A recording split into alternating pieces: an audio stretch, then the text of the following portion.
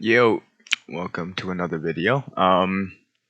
Today we're gonna be reacting to the Doctor Strange in the Multiverse of Madness trailer one, trailer two, trailer one, but second movie. Breakdown. I don't like missing stuff, but I know I missed a lot, so that's why we're watching this breakdown. I'm sure everybody has heard of New Rockstar. If you haven't, that is where the original video is from. So go over to their channel and check it out. But without further ado, welcome back to New Rockstars. I'm Eric Fox, and this is a breakdown of the latest trailer for Marvel's Doctor Strange in the Multiverse of Madness, which assures us I will always be there, old friend. checkmate! We are getting an MCU Illuminati lineup, including Patrick Stewart, Charles Xavier. What is this movie? that's wild, bro. I've done myself on this one, folks. Analyzing this trailer frame by frame for details I don't think anyone else is insane enough to see or to talk about. And yeah, I'm also going to include some stuff in the TV spot version of the trailer and clues in the official poster. And thanks to Truebill for sponsoring today's video. Nice haircut. Let's get started.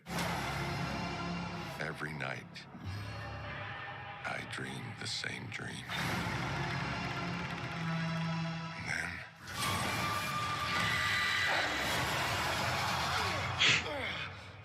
So the trailer opens in Strange's nightmare, a frightening hellscape covered in bones and skulls, dead trees bent askew, and in front of him, a representation of the Sanctum Sanctorum melting into inky nothingness like the other New York buildings we saw in the first trailer, all evoking the comic book ink melting of reality in What If Episode 4, except this isn't exactly Strange's sanctum. It's significantly thinner than we last saw it in Spider-Man No Way Home, and it is one floor taller. The effect is a more gaunt structure, like a croaking haunted hotel. What was his healthy sanctum fortress is now a withering skeleton of itself. And notice in the sky is a glowing red eye, reminding us, of course, of the red edges of Wanda Maximoff's hex reality in WandaVision. This whole nightmare could be being projected into Strange's mind by the Scarlet Witch. Since the commercials in WandaVision were confirmed to be messages from Strange to Wanda, these two share a psychic link. Now, this Strange has a Bro, patch what? of blue sewn into the cloak of levitation, an inverse of the red patch on blue of Defender Strange, who saves America Chavez in a second.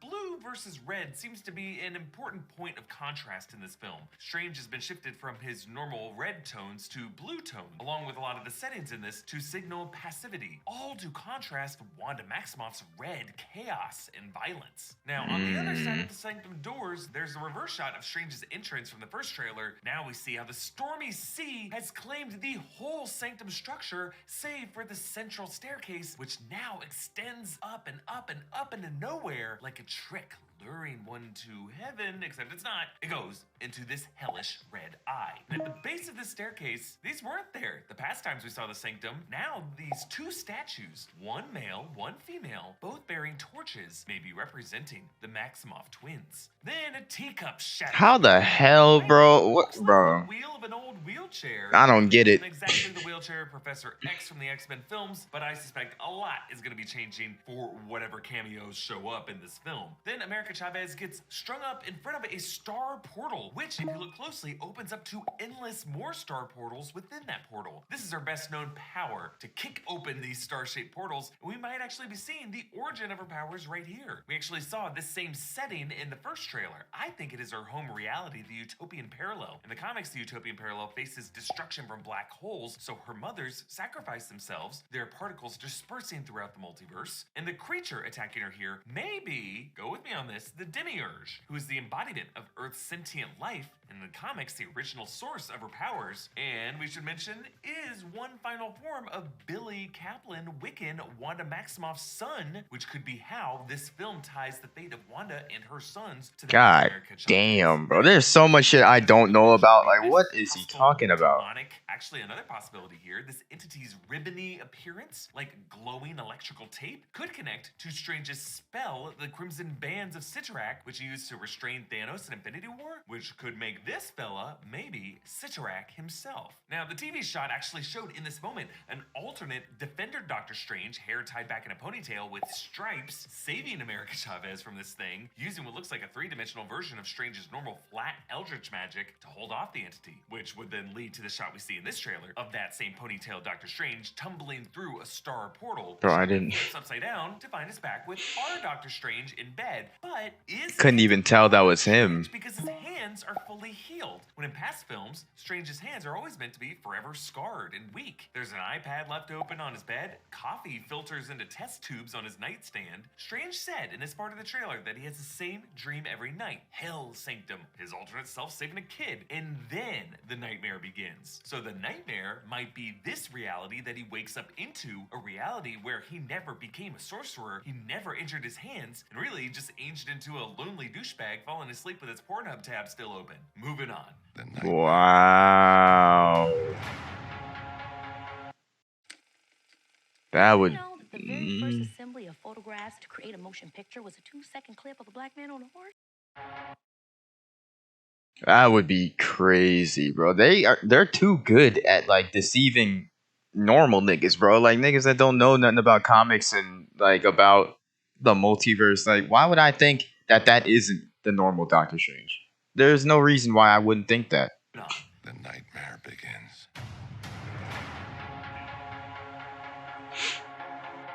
I did what I had to do.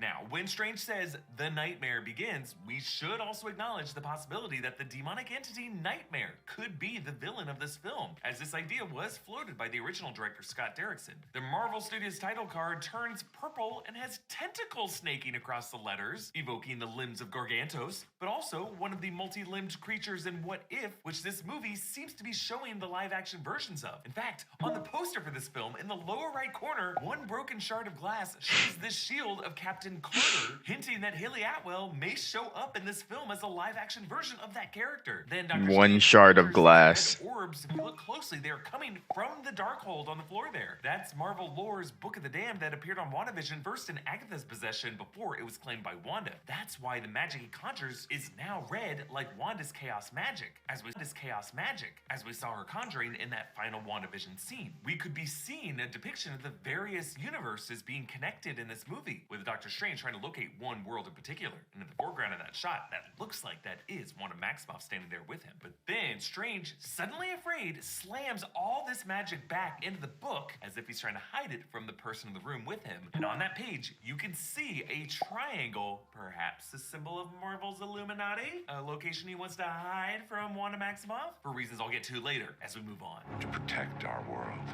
You cannot control everything. His job is way too stressful, dog. You opened the doorway between universes. And we don't know who or what will walk through it. So Strange argues that he did what he had to do to protect our world. Our world, as in his actions saved his universe at the expense of all other universes. Strange used the Time Stone to give his universe an improper advantage to undo Thanos' snap, and more recently, he used his magic of the Runes of Kafkal to basically gaslight and warp society into a whole bunch of plot holes. Mordo warned us about this, that when Strange would push the laws of reality like this, The bill comes due. Always. and like Strange in that What If universe bypassing an absolute point, this Strange's reality has begun to melt the same exact way and open itself up to interdimensional threats. We see a new look at this melting from the rooftop, individual bricks breaking off, cars floating in that blizzard, headlights still shining. Now the melting of the buildings here seems to merge into these black strands, reminding us of the Ancient One's dark branch timeline that she warned Bruce Banner about in Endgame. And here it's not just that reality is melting into nothing, but that chaos is spinning into one beneficiary destination. On to the next clip. Wanda, what do you know about the multiverse? On to the next clip. Wanda, what do you know about the multiverse? There's gonna be a. This is gonna be one of those movies that you gotta watch multiple times to fully understand.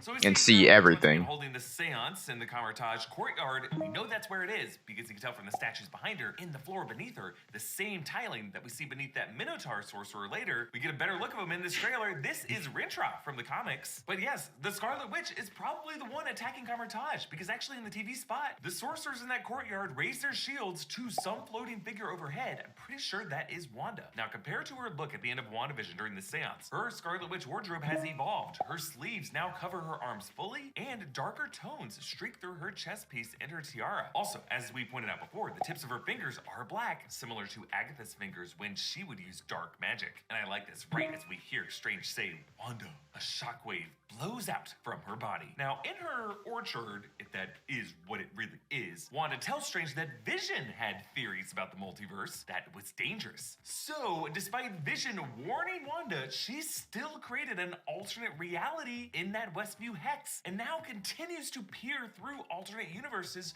to find her children. And yes, this peaceful orchard with sheep is probably an illusion, because later in the trailer, as Wanda points out the double standard of Strange breaking the rules and him getting to be a hero, Strange is wearing the same outfit as he is here in the orchard, suggesting that Wanda is actually in a much darker place in this moment, both in her mindset and in her literal surroundings. Moving on. I'm sorry, Steve. There's a lot to take in. I'm not gonna lie. Desecration of reality Kinda lost. will not go unpunished. So Strange brings America Chavez and Christine Palmer to the ruins of what I think is the utopian parallel. And Christine wears this sleek blue outfit, and that's because this might actually be an alternate Christine Palmer whom Strange found working at Illuminati HQ, because the TV spot reveals Christine in these clothes plus a white lab coat in their detainment sector. Then Mordo, or perhaps an alternate version of Mordo that might actually be Sorcerer Supreme from his native reality, detains Strange using these nifty looking handcuffs. And I love the design of these because it's a mix of analog sorcerer machinery with runes engraved into that spinning lock in the middle, but overall they have this chunky silver chrome of something more futuristic, something that might be connected to the vibranium tech of these Ultron Sentries. Ultron Sentries! Who escort Doctor Strange in this awesome location that looks like a Supreme Court Hall of Justice. We see 4 kneeling winged statues, and then a warrior with a sword and a ring, the way a certain multiversal warrior, Captain Carter, emerged from a circular portal with her sword in hand. Now this whole interior, Man. the curved staircases, the classic columns, is actually the interior of the British Museum in London, a place I've been to many times. I love the British Museum. It's famous for having the Rosetta Stone, one of the earliest artifacts that anthropologists have used to translate and decode, cross-reference old languages, which is super fitting for Charles Xavier to model his multiversal nexus point on such a cultural touchstone. Now, assuming this is Illuminati HQ, I find it fascinating the parallels between this and the Citadel of He Who Remains in Loki, which also had a lit tower, inner columns, and 4 statues in its central chamber, one of which was mysteriously destroyed. We never got an answer to what that was all about. Now, there are 6 chairs on the Illuminati panel, but we only see 3 members in this trailer. Could Kang have been a 4th member of the Illuminati who was cast out, leading to him constructing his own crude imitation of the Illuminati Citadel, a citadel and a sham judicial bureaucracy of his own, run by 3 puppets? It's just a theory. We should tell him the truth. Oh, baby, yes, one of the biggest reveals in MCU history, one that we will be unpacking for months to come. And I missed it the first time. Patrick Stewart, Professor That's some Charles shit. Xavier in the Fox X-Men films, now in the Marvel Cinematic Universe as a member of what is almost certain to be the Illuminati. Now, Marvel's Illuminati is a secret alliance of Tony Stark, Charles Xavier, Reed Richards, Doctor Strange, Black Bolt, and Namor. Black Panther was initially gonna be part of it, but he backed out. Actually, in Iron Man 2, Tony Stark Black had a Bolt. laugh on his I don't know who that is. Illuminati. Fun little Easter egg there. But here, the Illuminati, if they will still go by that name in the MCU, seem to be serving as a multiversal governing body with representatives from across universes. By bringing Fox X-Men characters into this, they're building on the meta logic from Spider-Man No Way Home. Marvel Studios is now adopting formerly separate cinematic universes as mere universes. What a great within their fucking movie, multiverse bro. and expanding to the Fox X-Men titles. But if Patrick Patrick Stewart is a representative from a separate reality, that could limit how much of that separate reality we actually see in this movie, and which other Fox X-Men cameo just yet. Like Ian McKellen Magneto, Hugh Jackman Wolverine, maybe not. I'd fucking lose it, bro. Deadpool, very likely, as he has been long confirmed to cross over to the MCU, and now that door has been opened. I mean, this could also give us some context, finally, to why Evan Peters was... I will lose my shit in a movie theater if I see Hugh Jackman in the MCU, dog.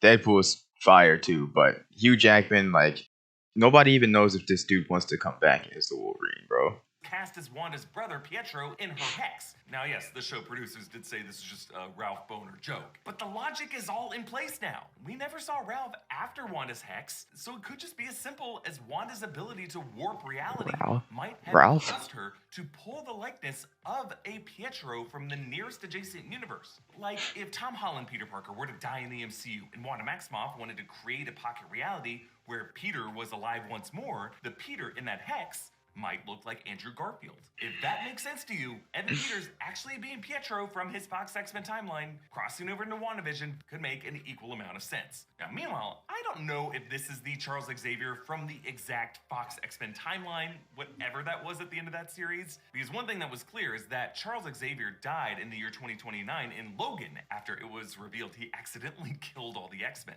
or most of them. I think it's likelier that this Charles could be from a branch timeline within that universe, because time travel screwed up a lot of stuff there, let's be honest. He actually could be something closer to a live-action version of the X-Men 97, a version of Charles Xavier that existed in a branch timeline that eventually discovered multiversal technology. Now, yes, there are 6 chairs, so let's try to fill these chairs, who they belong to. 2 of the figures are seated, and one walks in with a cane.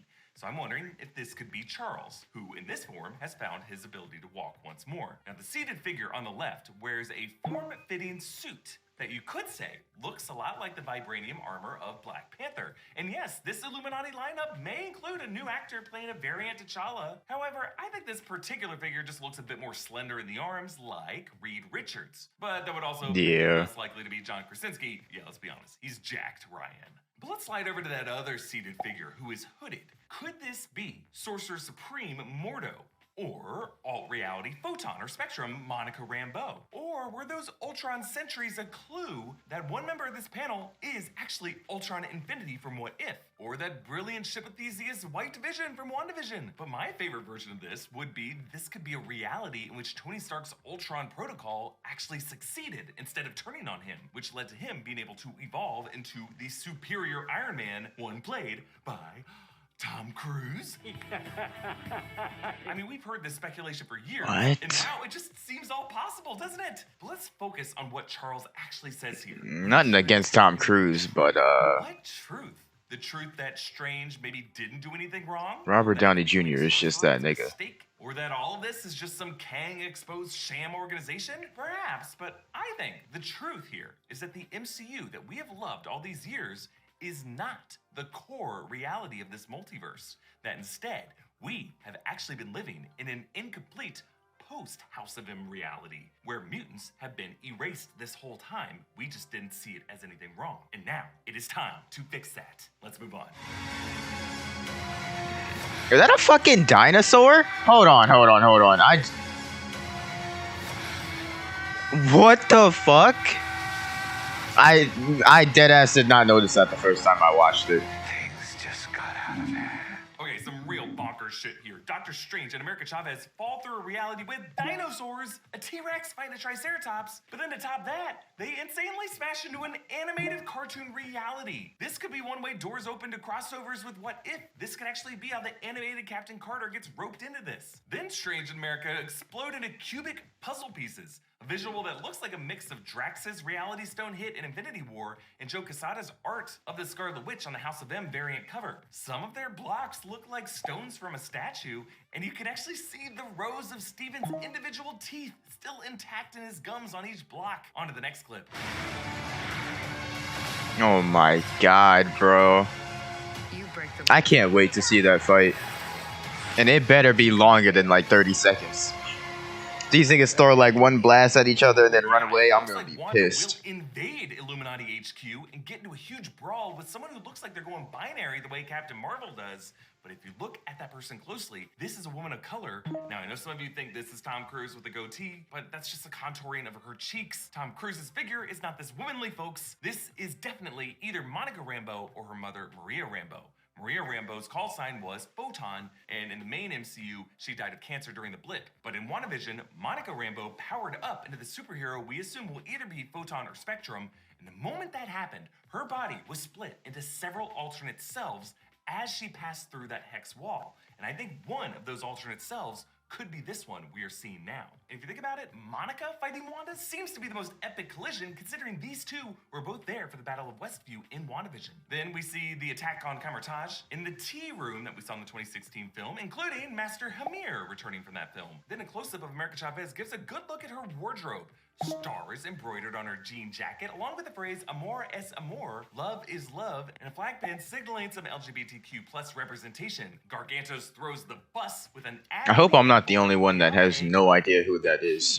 With the tagline "Unlock a better." I had never heard of Over her. to the left, a phone booth has an ad for Celestial Tea, the magic of tea. Then I love this shot. Strange looks up at another alternate sanctum with a statue out front, a statue that has no facial hair, though in this New York, greenery and oddly curved wind turbines cover all the buildings, and white flowering trees line the streets, trees like the ones in Wanda's fake orchard. So in Strange's nightmare, we saw the darkest timeline. Here, this looks like the brightest timeline, where a variant Strange has used his powers only to better society. Moving on.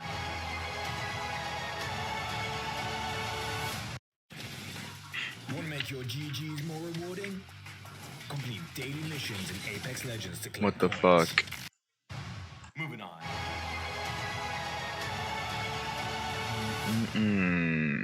That doesn't seem fair.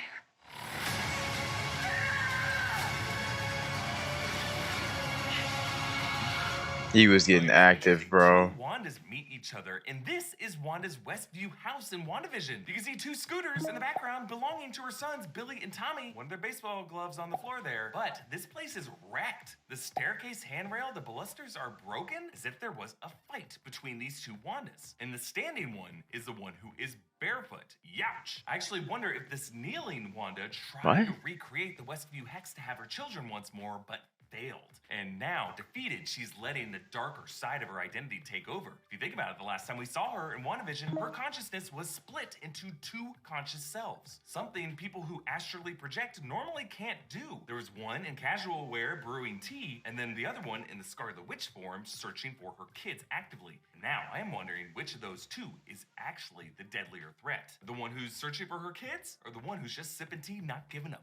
We see that shot again of Mordo striking Strange's cuffs. Now I'm wondering if Mordo might be doing this on purpose to free Strange so that Strange can help them fight this invading Scarlet Witch. But it might be too late because a huge explosion from red chaos magic tears through the HQ, leading to these elaborate fireworks as we think Rambeau's form gets blasted through that explosion. Then this other sorcerer uses a sick move with a lasso to attack Gargantos. The TV spot actually showed America Chavez beneath this gross underbelly, and in these close-ups you can see how each of its tentacles suckers are actually barbed with teeth. Ugh. Then this gnarly shot of Wanda aiming red chaos magic. She's at the doorway of Illuminati HQ. Her face is bleeding like crazy, and separately she has black ink stains on her shirt. Behind her in the distance looks like one of the bells of Kamar-Taj. Perhaps after sacking that location and holding her seance there, she used that to access the gateway to this compound. But why does she want to get in here? Well, when the camera zooms into her eye, there's a brief image of two holding cells. These What the are fuck? Illuminati detention cells. Doctor Strange was cuffed in one of these, and in the TV spot, Christine Palmer works among other techs who hold America. This nigga zoomed in on her eyes, bro. Wanda hasn't been able to find a reality with their sons. On the reflection in her eyes. Westview didn't work is that the Illuminati are detaining Billy and Tommy here in these two cells. And for Wanda, that's especially infuriating because it's exactly what Hydra did to her and her twin brother, locking them up in adjacent cells. Like in the comic House of M, all of this madness comes comes from a denial by Professor X and by Doctor Strange to allow Wanda reality with her children. And it's gonna end with Wanda drastically warping all that reality, but in this case, I think a restoration of mutants alongside Avengers in the MCU. On to the final clip. Ah, damn. They really need a whole army to take on Wanda, bro. That's crazy. So we end with a version. Bringing a whole army just for Wanda. She on some fucking Sasuke Uchiha invading the damn Hokage summit shit, bro. Like, she's going crazy. She's on demon timing.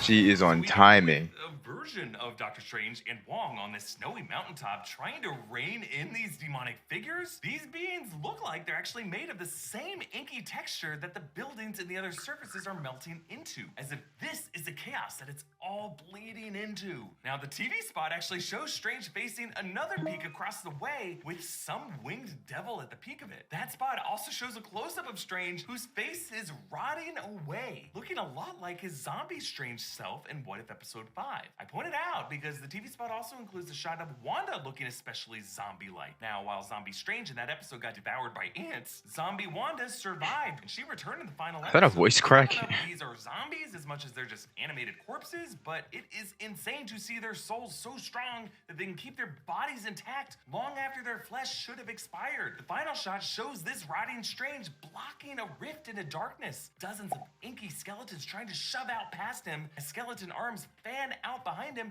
evoking the images of Icon pose that he formed when fighting Thanos in Infinity War. Now, counteracting that spell was the one time we saw the Soul Stone being used in the MCU, and I find it interesting that Strange's soul is all he has left. The film title comes together from hundreds of pieces, like the shattering and reassembling shards of reality in this movie, but this is the third title design we've seen. It's almost like the studio wants us to constantly reframe the reality in which we see this movie every time they talk about it. Bro, that was so much information that he just gave me, and I don't remember any of it. I immediately just forgot everything that he just said.